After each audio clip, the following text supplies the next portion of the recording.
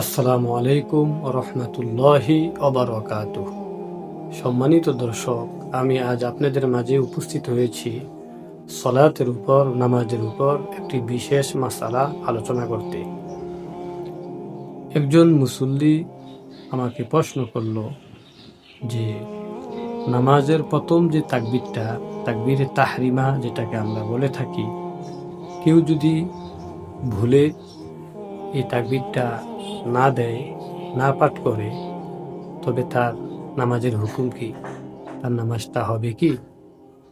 তার উত্তর হলো, সম্মানিত দর্শক, নামাজের শুরু থেকে নিয়ে নামাজের শেষ পর্যন্ত আমরা যতগুলা তাকবীর দেই, রুকুতে যেতে, রুকু থেকে উঠতে, সেজদায় যেতে, সেজদা থেকে উঠতে, সবগুলা তাকবীরের মধ্যে প্রথম তাকবীরটা এটা ফরজ।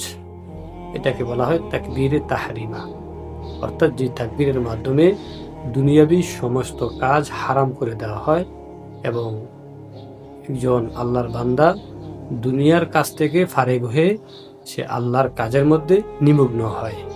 এটা ফরজ। আর বাকি যে তাকবীরগুলা রয়েছে সেগুলা সুন্নত। অতএব কেউ যদি প্রথম তাকবীরটা ইচ্ছাই হোক আর অনিচ্ছাই হোক, একাকী নামাজের ক্ষেত্রে হোক অথবা জামাতে নামাজের ক্ষেত্রে হোক, যদি সে তাকবীরটা পাঠ না করে, তবে তার নামাজটা আদায় হবে না। আবার তাকে নামাজটা পুনরায় পড়তে হবে, ফরজ ছুটে যাওয়ার কারণে। সম্মানিত দর্শক, আমরা অনেক নামাজি আছি যারা অনেক ক্ষেত্রে খেয়াল করি না।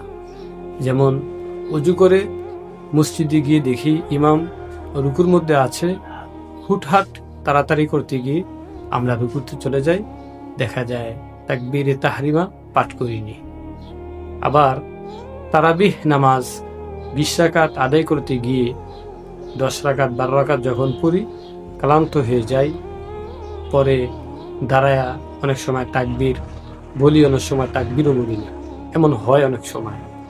তো আমাদের সকলকে এটা খেয়াল করতে হবে যে প্রথম যে তাকবীরটা, চাই ফরজ নামাজ হোক, চাই ওয়াজিব নামাজ হোক, চাই সুন্নত নামাজ হোক, প্রথম তাকবীরটা ফরজ, এটা আমাকে অবশ্যই পাঠ করতে হবে।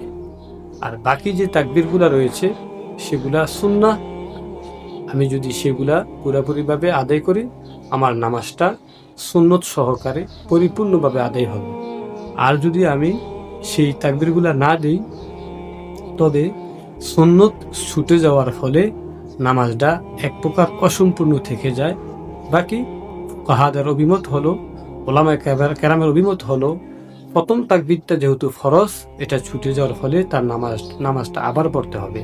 আর বাকি তাকবীরগুলো যেহেতু সুন্নত, তো যদি কোনো কারণবশত ছুটেও যায়, তার নামাজটা আদায় হয়ে যাবে। যদিও সুন্নত ত্রুটির কারণে নামাজটা অসম্পূর্ণ থেকে যায়, তবে তাকে নামাজটা আবার পুনরায় করতে হবে না।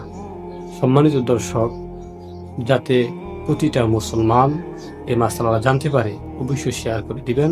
আসসালামু আলাইকুম ওয়া রাহমাতুল্লাহি ওয়া বারাকাতুহু।